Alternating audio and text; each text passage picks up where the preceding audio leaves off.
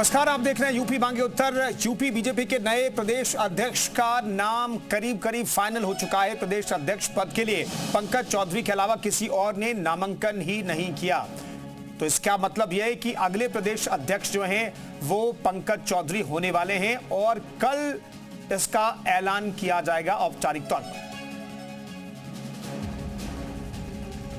मोदी सरकार में केंद्रीय वित्त राज्य मंत्री पंकज चौधरी यूपी बीजेपी के प्रदेश अध्यक्ष बनने वाले हैं।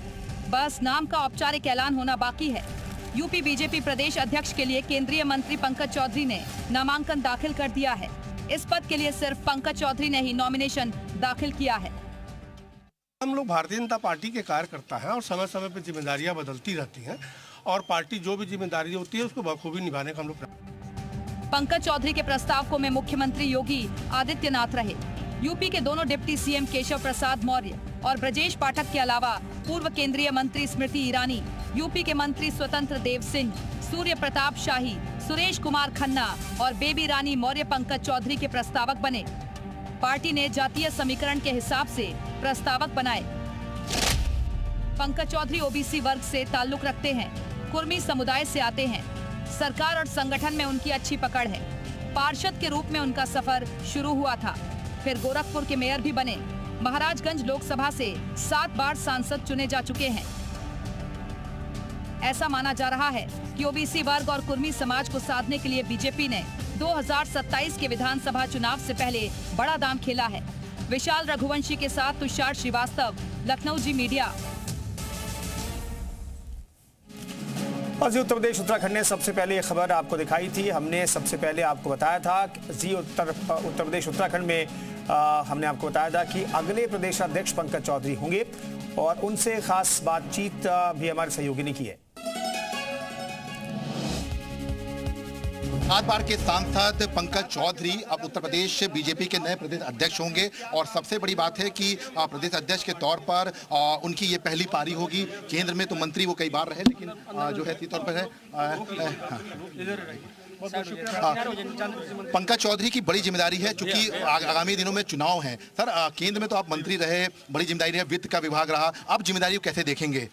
निश्चित तौर से हम लोग भारतीय जनता पार्टी के कार्यकर्ता हैं और समय समय पर जिम्मेदारियां बदलती रहती हैं और पार्टी जो भी जिम्मेदारी होती है उसको बखूबी निभाने का हम लोग प्रयास करते हैं। सर, हम लोग आपके चुनाव में भी गए, वहाँ पे हमने देखा कि जनता से आप सीधे सीधे इंटरेक्ट करते थे, बातचीत करते थे, जनता आपको बड़ा मानती थी। अब प्रदेश में चूंकि एक बड़ी जिम्मेदारी पंचायत चुनाव है, 2027 का विधानसभा चुनाव है, एक पूरा संगठन लेके चलना है। अभी देखिए, जिम्मेदारी पहले कल मिलेगी तो निश्चित तौर से जिस प्रकार से हम अभी तक जनता को लेकर चलते थे, अपने कार्यकर्ताओं को लेकर चलने। लेकिन एक डिप्टी मेयर से प्रदेश अध्यक्ष का सवाल, क्योंकि केंद्रीय मंत्री जरूर आप रहे लेकिन प्रदेश में संगठन का प्रदेश अध्यक्ष तौर पर ये भारतीय जनता पार्टी ऐसी पार्टी है जहां पर ये सारी चीजें किसी कार्यकर्ता को मिल सकता है। अच्छा, आपको जिम्मेदारी तो दी गई, इसके लिए आप मोदी जी को या योगी जी को प्रस्तावक तौर पर? अभी जब कल मुझे जिम्मेदारी प्राप्त होगी तब मैं बात। देखिए, फिलहाल कह सकते हैं पंकज चौधरी जो उत्तर प्रदेश बीजेपी के नए चीफ हैं और उनको एक बड़ी जिम्मेदारी जो है वो दी गई है। कैमरामैन गिरीश दा, विशाल रघुवंशी, जी मीडिया, लखनऊ। तो नए दौर की शुरुआत हो रही है। अब पश्चिम की जगह पूर्वांचल से प्रदेश अध्यक्ष के तौर पर कुर्मी समाज से पंकज चौधरी हैं और उनके नेतृत्व में और सरकार का चेहरा तो मुख्यमंत्री योगी आदित्यनाथ के होंगे, लेकिन संगठन का चेहरा जो है वो पंकज चौधरी होंगे। पार्षद से लेकर के सांसद तक और सांसद से लेकर के केंद्रीय मंत्री तक का उन्होंने सफर तय किया है। परमवीर सिंह हमारे साथ राजनीतिक विश्लेषक मौजूद हैं और रोहित अग्रवाल जी प्रवक्ता आरएलडी के मौजूद हैं। लेकिन परमवीर सिंह साहब, बहुत बहुत स्वागत दोनों मेहमानों का। पहला सवाल यह है कि पंकज चौधरी के चुने जाने को किस तौर पर देखते हैं और बीजेपी की स्ट्रैटेजी क्या दिखती है इसके पीछे? देखिए, 2024 का लोकसभा चुनाव हुआ था तो उस समय अखिलेश जी का पीडीए का दाव बड़ा अच्छा चला था यूपी के अंदर। तो जो नैरेटिव बना था कि पिछड़े का उसकी काट के रूप में बीजेपी ने अपना एक नया वो लाए हैं। वैसे बीजेपी में समय समय से कोई नई बात नहीं है, हर जाति वर्ग के लोग रहे हैं, लेकिन खास करके इस समय जब अखिलेश जी की पूरी बैटिंग पिच या उनकी पॉलिटिकल पिच पीडीए के नारे के ऊपर थी, तो इस समय पर ऐसा व्यक्ति को लाना जो खुद पिछड़े समाज से आता हो। और एक चीज देखने वाली बात है, उनका ग्राफ देखिए, वो एक पार्षद से उठते हैं। तो ये बहुत असाधारण चीज है कि पार्षद से उठ के व्यक्ति 7 बार का लोकसभा एमपी बनता है, केंद्रीय मंत्री रहता है, फिर उसको प्रदेश में भी लाकर संगठन की जिम्मेदारी दी जाती है।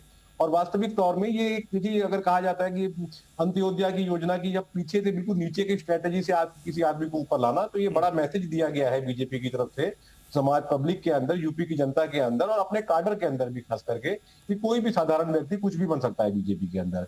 और पिछड़े समाज के ओबीसी वोट बैंक को भी सिग्नल दिया गया है कि आप बीजेपी में सर्वोपरि हैं और आप बीजेपी के लिए इंपॉर्टेंट है। तो ये सब देते हुए और इसका सीधा जो फर्क पड़ने वाला है वो आने वाले चुनाव, चाहे वो जिला पंचायत के हो या 2027 में विधानसभा के चुनाव होंगे, उसमें एक मैसेज दिया गया है पार्टी की ओर से कि पिछड़ों के लिए केवल हिमायती अखिलेश यादव जी नहीं है, बीजेपी भी लगातार उसी पिच पर काम कर रही है। पर ये चीज कारगर हुई थी कि आपने देखा अभी रिजल्ट आया था बिहार का, तो बिहार के अंदर भी देखिए वहां पर भी बहुत कोशिश की गई थी अगड़ा पिछड़े की राजनीति से शुरू करने की या मंडल वर्सेस कमंडल के एरा की राजनीति करने की, तो बीजेपी ने वहां पर जीत पाई थी और उसी पिच के ऊपर बीजेपी ने अपने सिस्टम को दोबारा से रिकैलिब्रेट करना या उसको मॉडिफाई करना करके 27 की तैयारी के लिए अपना प्रदेश अध्यक्ष उतारा है। रोहित अग्रवाल साहब, कितना फर्क पड़ेगा? मौजूदा जो प्रदेश अध्यक्ष थे अभी तक वो पश्चिम से आते थे, जिस इलाके में आपकी ज्यादातर राजनीति चलती है, आप लोगों की चलती है, लेकिन अब पूर्वांचल से प्रदेश अध्यक्ष आ रहे हैं, इसका कोई फर्क पड़ेगा? क्या आप लोगों को लगता है गठबंधन के तहत इसका कोई फर्क पड़ने वाला है? नहीं, देखिए, संगठन के अंदर निरंतर चेंजेस होते रहते हैं। ये कोई ऐसा तो है नहीं कि कोई एक व्यक्ति ही जीवन भर अध्यक्ष बना रहेगा। तो संगठन के अंदर तो निरंतर इस तरीके के प्लस माइनसेस होते रहते हैं, नए अध्यक्ष आते रहते हैं। जिस तरीके से आज हमारा विपक्ष जातिवाद की राजनीति कर रहा है, जिस तरीके से वो पीडीए का नैरेटिव सेट करने की कोशिश करता है, वो कहीं ना कहीं ध्वस्त होता हुआ दिखाई पड़ रहा है। क्योंकि विपक्ष जो जब पीडीए की बात करता है उसको वो अमल नहीं करता है, परंतु जहां पे एनडीए है, एनडीए में हर जगह पे पीडीए इंप्लीमेंट हो रहा है। अगर आप राष्ट्रीय लोकदल की बात कर लीजिए तो आप देखिए हमारे तो जो 10 विधायक हैं उसमें दलित, अल्पसंख्यक और पिछड़ी जाति के सारे विधायक हैं और महिला है। तो ऐसी स्थिति में जो पीडीए का सही नैरेटिव है उसको तो अगर किसी ने पूरा किया है तो माननीय जयंत चौधरी जी राष्ट्रीय लोकदल ने पूरा किया है। भारतीय जनता पार्टी ने पिछड़ा समाज का अध्यक्ष दिया है। तो ये कहीं ना कहीं दिखाता है कि हम विकास की राजनीति की ओर बढ़ रहे हैं, हम जातियों से ऊपर उठ के कहीं ना कहीं काम कर रहे हैं। और निरंतर अगर कोई भी पार्टी है वो अपनी ओवरहॉलिंग करती है, अपने अध्यक्ष को चेंज करती है और नया व्यक्ति जो भी आता है तो वो एक अलग ऊर्जा लेके आता है, एक अलग संगठन की शक्ति, एक अलग तरीका लेके आता है और कहीं ना कहीं वो संगठन को मजबूत करने का काम करता है। तो हम उनका स्वागत करते हैं और जैसे ही वो घोषित हो जाएंगे तो क्योंकि उनके खिलाफ नॉमिनेशन कोई और नहीं हुआ है तो ये लगभग तय है कि पंकज जी ही भारतीय जनता पार्टी के उत्तर प्रदेश के नए अध्यक्ष होंगे। तो हम उनका स्वागत करते हैं और हम ठीक है रोहित जी, मैं लौटता हूं आपके पास। हमारे साथ मनोज उपाध्याय जी भी जुड़ गए। मनोज उपाध्याय साहब, आधिकारिक ऐलान तो कल हो जाएगा जिसकी तैयारियों में बीजेपी जुटी हुई है, लेकिन आखिर पंकज चौधरी के को सेलेक्ट करने के पीछे की वजह अगर आप कुछ गिनवा पाए तो? नहीं, देखिए, पंकज चौधरी जी शुरू से कार्यकर्ता बेस के लोग हैं। उन्होंने देखिए जमीन से जुड़कर आज केंद्रीय वित्त राज्य मंत्री का दर्जा लेने का काम किया है। मैं आप सोचिए, एक ऐसा भारतीय जनता पार्टी में ही संभव है कि किसी भी व्यक्ति को आप उठाकर जो कार्यकर्ता होगा उसको ला के देने का। कहीं ना कहीं पंकज जी को यहाँ लाने का मेन कारण यही है कि वो जमीन के कार्यकर्ता हैं और लोगों से जुड़े हुए होने के नाते कोई और किसी हवाई जहाज से लैंड नहीं हुए हैं। वो लगातार जमीन के और उत्तर प्रदेश की समस्याओं को देखते हुए यहाँ से लेकर दिल्ली तक आवाज को उठाने का काम करते। इस नाते उनके लोकसभा क्षेत्र में 7 बार उनको लगातार सांसद, बड़ी बात है अपने आप में, लगातार 7 बार जीतना एक पार्षद के से राजनीति शुरू करने वाले व्यक्ति को, तो जाहिर सी बात हो रहा है कि बात ओबीसी को छलने का काम जब सरकार रहती थी समाजवादी पार्टी की, तो आपने देखा होगा इनकी सरकारों में 17 जातियों को, ओबीसी जातियों को इन्होंने जात ओबीसी के बाहर करने का रास्ता दिखाया था। आज कहीं ना कहीं वो आज जब इनको उसकी जरूरत पड़ती है तो समाजवादी पार्टी उनको अपना वो मान लेती है कि चलो भाई हम तो ओबीसी के नेता हैं, ओबीसी हमारा परिवार के नाम पर उसको ठगने का काम करते हैं। आज भारतीय जनता पार्टी ने ऐसा नहीं करती। भारतीय जनता पार्टी ने आप देखिए किस तरह से ओबीसी है, हमने कभी नहीं किया। हमने आज ओबीसी इसलिए भी लाया कि माननीय प्रधानमंत्री के नेतृत्व में कि किस तरह से भारतीय कोई ये हमारे वहां कोई तय नहीं था। कल आपसे पूछा जाता था तो भी आप कहते थे कि भारतीय जनता पार्टी में तय नहीं है कि पंकज चौधरी बनेंगे। आज जब उनका नामांकन हो गया तब जाके तय हुआ कि पंकज चौधरी जी आज जो, और बाकी पार्टियों में क्या होता है, बाकी पार्टियों में आपने देखा होगा किस तरह से पता होता है कि राष्ट्रीय अध्यक्ष के सिवा किसी प्रदेश अध्यक्ष का उनके कार्यकर्ताओं को, बूथ अध्यक्ष के कार्यकर्ताओं को नहीं पता होता उनका प्रदेश अध्यक्ष कौन है। आज पूरा उत्तर प्रदेश जानता है कि भारतीय जनता पार्टी का प्रदेश अध्यक्ष पंकज चौधरी जो है, कल जो है उनका नाम की घोषणा हो जाएगी। तो इस तरह की हमारी जो है रणनीति होती है कि हमारा जो बूथ हमारा जो अध्यक्ष होता है उसको हम पावर देते हैं। जो अब खाली नाम के लिए, कोई पद शोभा की चीज नहीं होती है, नाम के लिए हम अध्यक्ष नहीं बनाते, नाम के लिए हम जो मुख्यमंत्री नहीं बनाते। ठीक है, मैं लौटता हूं आपके पास देते हैं और बाकी लौटता हूं। विनय जी हमारे साथ जुड़े हुए हैं, इसलिए पंकज चौधरी एक बेहतर कार्यकर्ता। विनय जी मुस्कुरा भी रहे हैं जब आप अपनी बात रख रहे हैं, तो विनय जी मुस्कुरा भी रहे हैं। विनय जी, आखिर इस मुस्कुराहट के पीछे की वजह क्या है? रहेंगे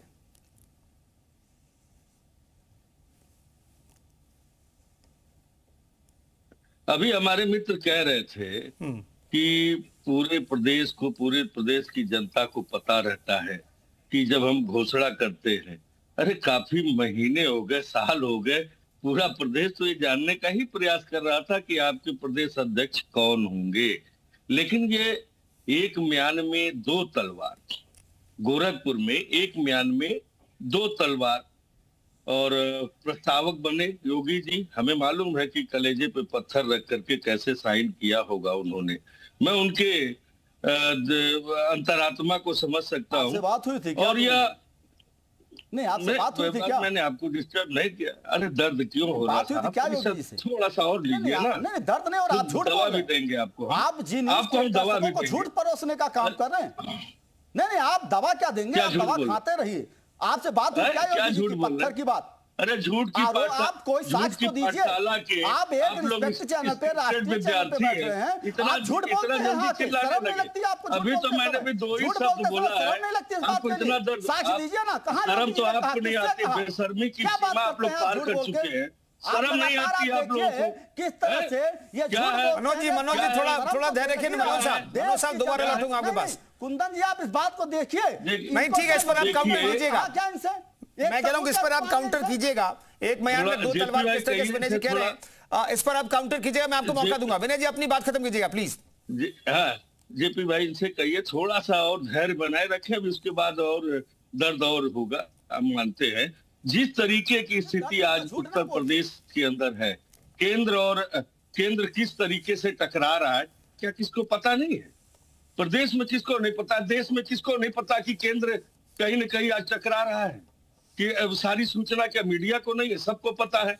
तो मैं यही चाहता हूं कि प्रदेश की विकास के लिए कि केंद्र और उत्तर प्रदेश के टकराहट की आवाज से उत्तर प्रदेश की जनता ना परेशान हो। लेकिन खैर, इनका इंटरनल मामला है। आपको पता होगा कि भारतीय जनता पार्टी कहीं न कहीं पीडीए से डरी हुई है। आज पीडीए के अरे सुन तो लीजिए महाराज, आप तो इतना ज्यादा जल्दी परेशान हो। विनय जी, इतना अंदर के मामले के बारे में आपको कैसे जानकारी है? दर्शकों को क्लियर कर दीजिए। जैसे ये बाथरूम में झांक करके जान जाते हैं कि कौन रेनकोट पहन के नहा रहा है, उसी तरह से हमको भी पता है। इनको पता था कैसे कि मनमोहन सिंह जी रेनकोट पहन करके नहाते हैं? पता था क्या? इनको झांकते थे क्या? ये वही उसी सूत्र से हमको भी पता चला है। परेशान ना हो, इतना जल्दी दर्द नहीं होना चाहिए। और उत्तर प्रदेश के अंदर जो स्थिति है आज, कहीं न कहीं पीडीए के लोगों के प्रति जो मानसिकता है उत्तर प्रदेश में घोर जातिवाद, भाई पिछड़े सहित को बनाया गया प्रदेश अध्यक्ष, आप लोगों को खुश होना चाहिए। तो वही तो कह रहे हैं, कह तो रहे हैं वही, घोर भ्रष्टाचार, घोर जातिवाद उत्तर प्रदेश में जिस ठीक है विनय साहब। मनोज उपाध्याय, मनोज जी जवाब देंगे।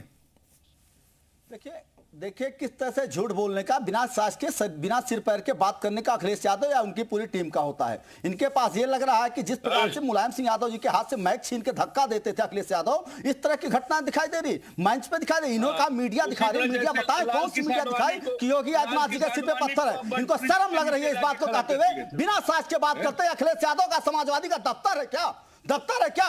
मुलायम सिंह यादव को धक्का देने का काम अखिलेश यादव करते हैं, बेटे का फर्ज अदा नहीं कर पाते हैं। इनको लग रहा है अखिलेश यादव सारे बेवकूफ बैठे हैं यहाँ। अखिलेश यादव बेवकूफ हो सकते हैं, अखिलेश यादव ओबीसी के नेता नहीं हो सकते। ओबीसी के नेता वो होगा जो ओबीसी की बात करेगा। इनकी कुर्सी आती है तो 17 ओबीसी जातियों को बाहर का रास्ता दिखाने का काम अखिलेश यादव करते हैं। विनय जी सबको बराबर मौका देना पड़ेगा। आज आप देखिएगा किस प्रकार से उत्तर प्रदेश में भाई आपने कहा कि आपने दर्द दे दिया, दवाई तो दी नहीं। फूल खिलाएगा। आपने कहा कि आपने दर्द दे दिया, दवाई तो दी नहीं मनोज जी को, तो बोलेंगे ना। प्रियंका जी भी हमारे साथ जुड़ गई हैं। ठीक है छोटा छोटा रखेंगे ना। 5 मेहमान हैं, तमाम गेस्ट से मैं गुजारिश करता हूं छोटा छोटा रखिए, अपनी बात रखिए, सबको मैं बराबर मौका दूंगा। प्रियंका जी, ये चूंकि इंटरनल मामला है बीजेपी का, लेकिन फिर भी प्रदेश अध्यक्ष पंकज चौधरी के तौर पर चुने गए हैं, कांग्रेस क्या कहना चाहती है? देखिए, कांग्रेस जनता पार्टी की बात नहीं करती बल्कि जनता की बात करती है। अब सवाल यहाँ उठ रहा था कि पिछड़ा, जो अन्य पिछड़ा वर्ग है उसकी बात हो रही थी, तो सवाल तो ये भी उठेगा जो अन्य पिछड़ा वर्ग है उसका आरक्षण क्यों खा रही है भारतीय जनता पार्टी? दीमक की तरह पूरा चट कर रही है। आप देखिए 69,000 चाहे शिक्षक भर्ती हो, चाहे नई जॉब निकलना हो, वो तो पूरी तरीके से कटघरे में खड़ा ही है। साथ में अगर आप कट ऑफ देखेंगे तो सबसे ज्यादा कट ऑफ ओबीसी का जाता है। आप ओबीसी के नाम पर एक नेता खड़ा कर देंगे, वो भी संभ्रांत। तो ऐसा नहीं कि वो ओबीसी के बहुत जो है जमीनी या बहुत दलित और बहुत ही जो है पूरी तरीके से जमीन के नेता है, ऐसा नहीं है, संभ्रांत आदमी है, व्यक्ति है वो। दूसरी चीज मैं कहना चाहूंगी कि लगातार जिस तरीके से उत्तर प्रदेश के इश्यूज है उसको पूरी तरीके से डाइवर्ट किया जा रहा है, चाहे वो धान की खरीद का मुद्दा हो, जिस तरीके से धान की खरीद में लोगों को जो है, जो किसानों के धान नहीं खरीदे गए, किसानों ने जो है अड़तियों को अपना धान बेच दिया और उसके बाद जो है मौका ये मिला कि उन लोगों ने कमा लिया, बस औने पौने में किसान को अपना धान बेचना पड़ा। तो चाहे वो किसान की बात हो, चाहे वो महिला की बात हो, चाहे वो दलित की बात हो, चाहे वो आरक्षण की बात हो, चाहे वो जो है स्मार्ट सिटी की बात हो, चाहे जो है फिल्म सिटी की बात हो, चाहे वो गड्ढे भरने की बात हो, हर मुद्दे पर तो ये सरकार फेल नजर आ रही है। अब यहाँ पर बैठ के बहसबाजी हो रही थी, वो तो ओबीसी है भैया। अरे भाई, ओबीसीओ के लिए किया क्या आपने? पिछड़ा हो, दलित हो, अति पिछड़ा हो, उसके लिए आपने कुछ नहीं किया। सिर्फ वोट लेने के लिए आप सिर्फ लॉलीपॉप दिखाते हैं। हकीकत ये है कि जनता आज पूरी तरीके से त्राहिमाम है। उत्तर प्रदेश में लगातार जिस तरह के इश्यूज उठ रहे हैं उसमें सबसे बड़ी चिंता ये है कि आज जो SIR प्रक्रिया हो रहा है उसमें वोट किसका कट रहा है? सबसे ज्यादा किसका कट रहा है? सबसे ज्यादा ओबीसी का कट रहा है, सबसे ज्यादा दलित। ठीक है प्रियंका जी, दरअसल SIR पर तो चर्चा हम लगातार करते रहे, प्रदेश अध्यक्ष पर कुछ कहना है आपको? ओबीसी वर्ग से चुने गए, कुर्मी समाज से आते, पूर्वांचल से आते हैं। मैं वही देखिए, पूर्वांचल से आए, कुर्मी समाज से आए, कहीं से आए, ये उनका इंटरनल मैटर है, ये उनके पूरी तरीके से इख्तियार में है, वो किसी को भी बनाकर बैठा, दिल्ली से बनाए, बम्बई से बनाए, पर हकीकत ये है कि सबसे बड़ी चीज है कि आप जिस ओबीसी कैटेगरी को, जिस ओबीसी को आप टारगेट कर रहे हैं, जिसका आप वोट चाह रहे हैं, आप उसको दे क्या रहे हैं? सवाल ये है कि ठीक है, मनोज जी इशारा कर रहे हैं, मनोज जी कुछ कहना चाह रहे हैं प्रियंका जी की बात पर, जल्दी से मनोज साहब, छोटा सा लेकिन देखिए विनय जी, लौटता हूँ विनय साहब। अरे सुनिए, हमारी जो बहन कह रही है सरासर झूठ बोलने का काम, इनको ओबीसी से मतलब ही नहीं है। इनको कुर्मी जात, इन्होंने कहा कुर्मी हो कुछ भी हो, इनको कुर्मी जात नहीं दिखाई देती। इस नाते कांग्रेस का दिन आ गया, ये जो है किसी मुद्दे पे बात करने के लिए एक मुद्दा नहीं ला सकते। राहुल गांधी जैसे व्यक्ति जिसको किसी जात का ज्ञान ही नहीं हो, भारतीय संस्कृति सभ्यता का ज्ञान नहीं है, वो क्या बात करेगा पंकज चौधरी के ऊपर? पंकज चौधरी उस जात से आते हैं जिस जातियों की बदौलत प्रदेश की नहीं पूरे देश के अंदर जो है कुर्मी समाज एक किसान के रूप में काम करता है, और किसानों के ऊपर आरोप करने का काम कांग्रेस पार्टी की प्रवक्ता लगातार के। किसान हमारा जो है मोहताज नहीं है कांग्रेस का, किसान मोहताज नहीं है किसी का, वो कुर्मी समाज किसान से आता है। इस नाते कह रहा हूं कि पंकज चौधरी प्रदेश को एक बेहतर जगह ले जाएंगे और किसानों के लिए बेहतर काम करेंगे। अच्छा, अभी इनसे पूछिए कि वादा में जो जॉब निकली थी कृषि विभाग में, ये किस जाति को मिल रही थी? ये इससे पहले लखीमपुर में जो जॉब निकली थी कॉर्पोरेट। ठीक है परवीर जी, हमें बताइए पंकज चौधरी के सामने चुनौतियां क्या? ठीक है, ये राजनीतिक बहस तो चलती रहेगी। परवीर जी, पंकज चौधरी के सामने चुनौतियां क्या 2027 चुनाव के मद्देनजर? उन्हें किस तरीके से आगे बढ़ना होगा और बढ़ते हुए देख सकते हैं हम लोग?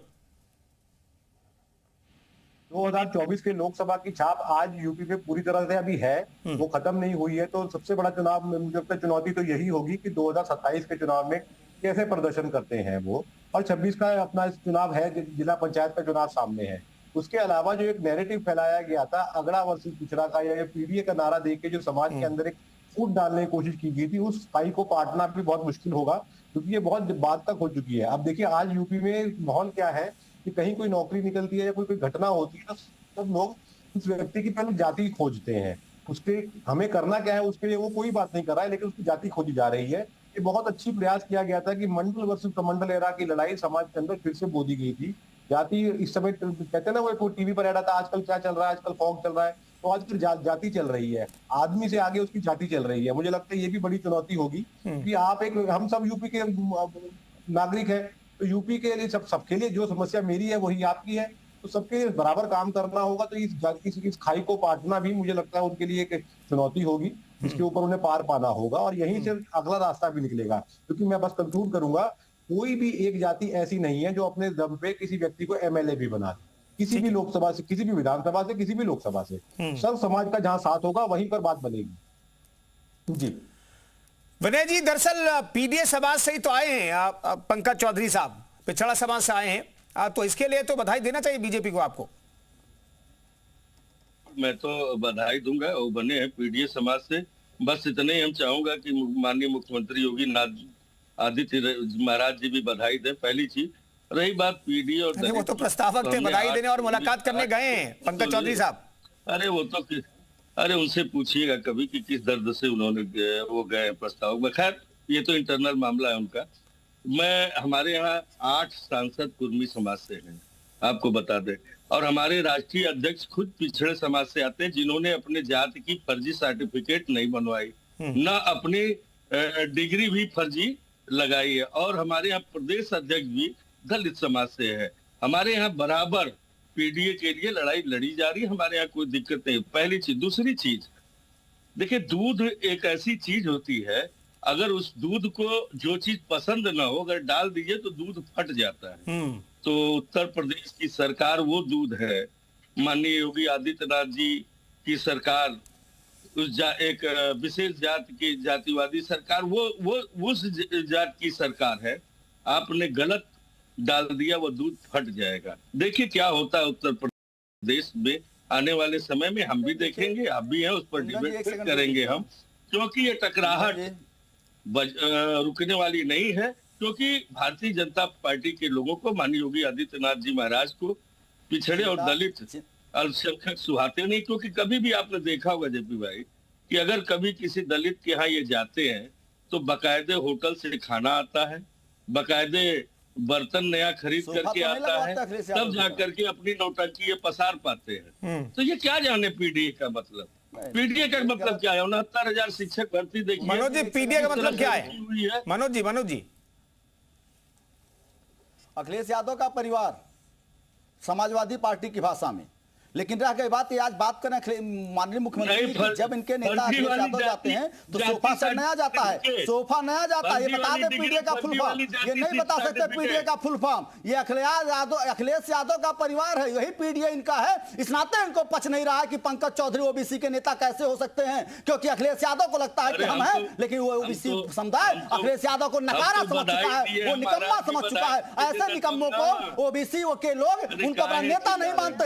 इस नाते पंकज चौधरी जैसे शांत स्वभाव के व्यक्ति, जो सुलझे हुए व्यक्ति हैं, उनको अपना ओबीसी का नेता मांगने के लिए पंकज चौधरी को लगातार 7 बार का सांसद बनाने का काम किया। तो ये क्या बात करेंगे? इनको सर नहीं लगता जब इनके नेता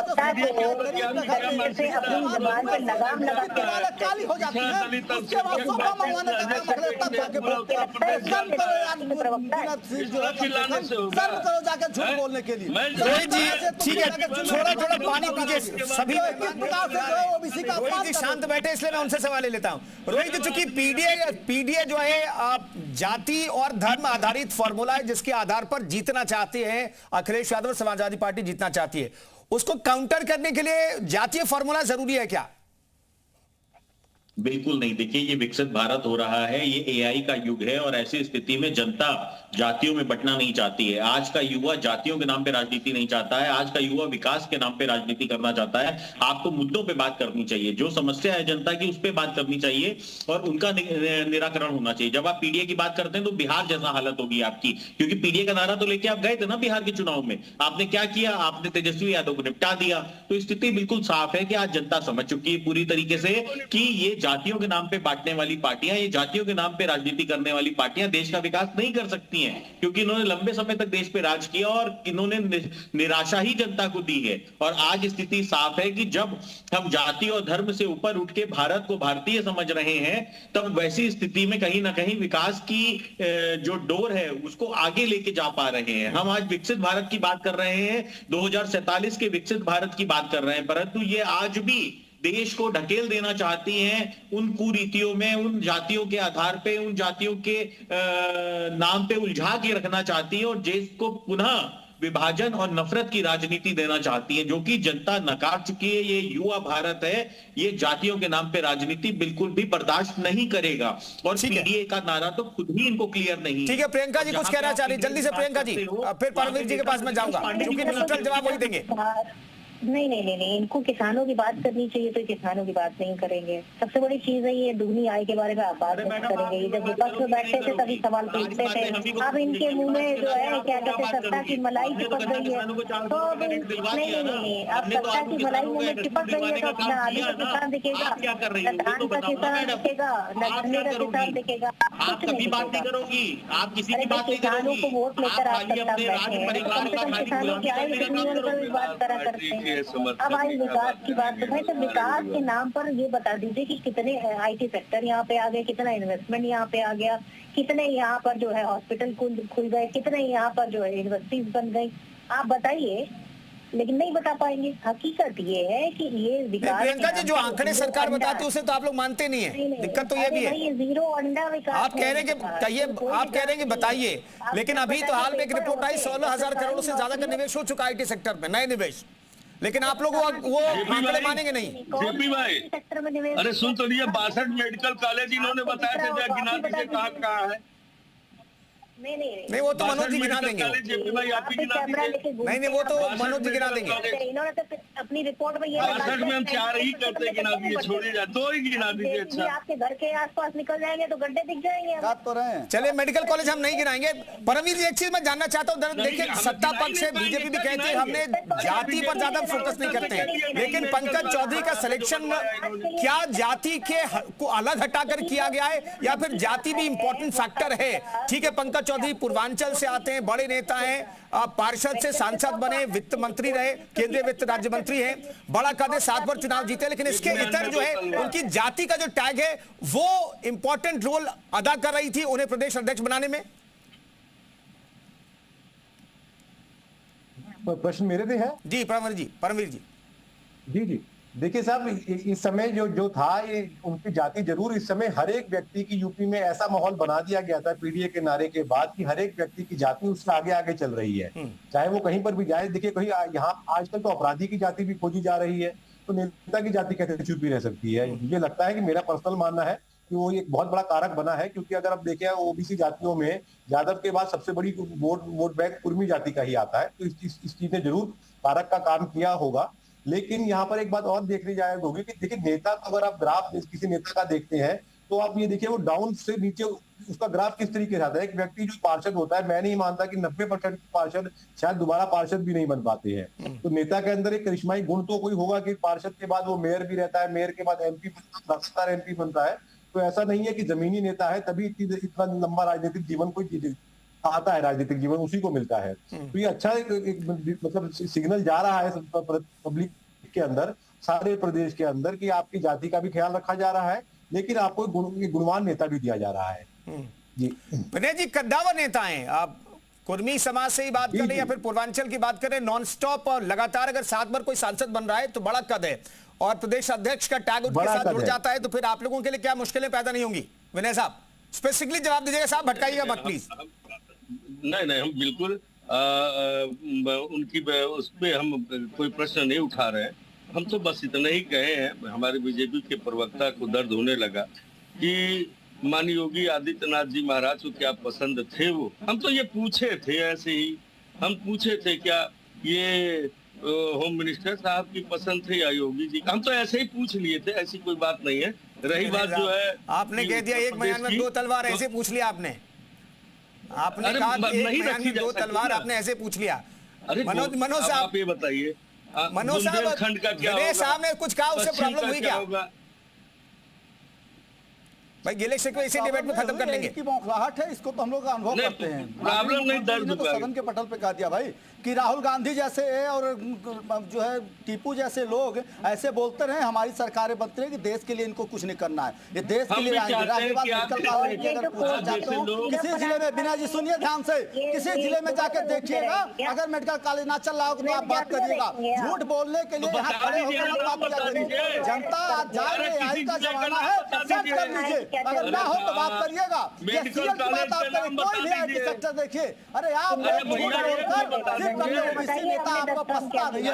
ओबीसी एक ऐसा ओबीसी जिसको कुछ नहीं आता जाता, बाप के दम पे बैठ के मुख्यमंत्री बन गया, वो ओबीसी नेता आप चाहते हो तो ऐसा नहीं होगा। भारतीय जनता पार्टी हर जात को सबके सांसद के विकास से चलती है। आज पंकज चौधरी बेहतर काम करने के लिए आए हैं, इसलिए कहा जा रहा है। उत्तर प्रदेश जानता है, शर्म लगना चाहिए आपको। पंकज चौधरी जैसे एक आरोप सिद्ध कर दिए पंकज चौधरी के लिए, एक आरोप सिद्ध करिए, अगर हिम्मत है आपके अंदर, हिम्मत है तो सिद्ध करके दिखाइए।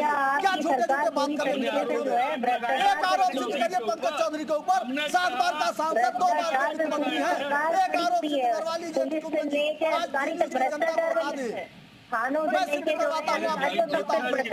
क्या बात करेंगे आप? राहुल गांधी हो चाहे वो सब बेल पे जाके आजाद होकर घूम रहे हो, शर्म नहीं लगता? ओबीसी एक नेता, ईमानदार नेता जो है, जो लगातार 7 बार का ईमानदारी और बात करते हो इधर नेता से मतलब पार्टी से मतलब होता है। अच्छा ये बताइए, सारे भ्रष्टाचारी पार्टी से पार्टी ने विकास किया 2014 ठीक है, तमाम मेहमानों को बहुत बहुत स्वागत है और धन्यवाद है, बहुत बहुत धन्यवाद आप लोगों का इस चर्चा में शरीक होने के लिए। तो उत्तर प्रदेश बीजेपी को नया प्रदेश अध्यक्ष मिल गया है तो कहूँ गलत नहीं होगा, क्योंकि सिर्फ औपचारिक ऐलान होना बाकी है। पंकज चौधरी जो केंद्रीय वित्त राज्य मंत्री हैं, 7 बार लगातार सांसद चुने गए हैं, उन्हें पार्टी ने प्रदेश अध्यक्ष की कमान सौंपी है और उनके कंधों पर 2027 की जीत की जिम्मेदारी भी होगी। फिलहाल इस खास पेशकश में इतना ही, रुकेंगे एक छोटी सी ब्रेक के लिए।